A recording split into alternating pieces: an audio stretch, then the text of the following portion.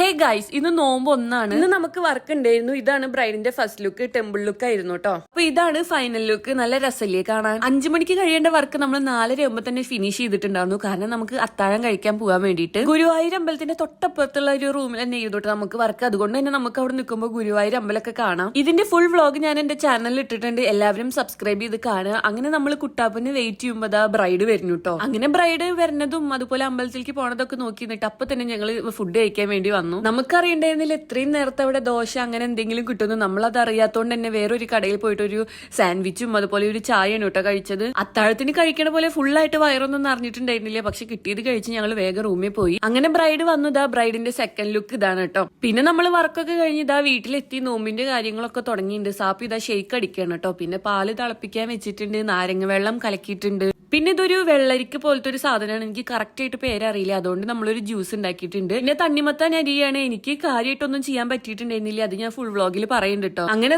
നമ്മൾ ടേബിളിലെല്ലാം എടുത്ത് വെച്ചിട്ടുണ്ട്. ഞങ്ങൾക്ക് കൂടുതൽ ഇങ്ങനെ വെള്ളം അല്ലെങ്കിൽ ഷെയ്ക്കൊക്കെ കുടിക്കാനാണ് കേട്ടോ കൂടുതൽ ഇഷ്ടം. അങ്ങനെ ഇതൊക്കെ കണ്ടപ്പോൾ അമൃത വാങ്ങിച്ച് കഴിക്കുന്നുണ്ട്. അതുപോലെ തന്നെ എനിക്ക് തരുന്നുണ്ട് കേട്ടോ. പിന്നെ ഞാനിതാ ഈ ഒരു കട്ട്ലേറ്റും അതുപോലെ സമൂസ ഒരു മുട്ട ബജിയാണ് കേട്ടോ കഴിച്ചത്. ഫുൾ വ്ളോഗ് കണ്ടേ. Bye bye.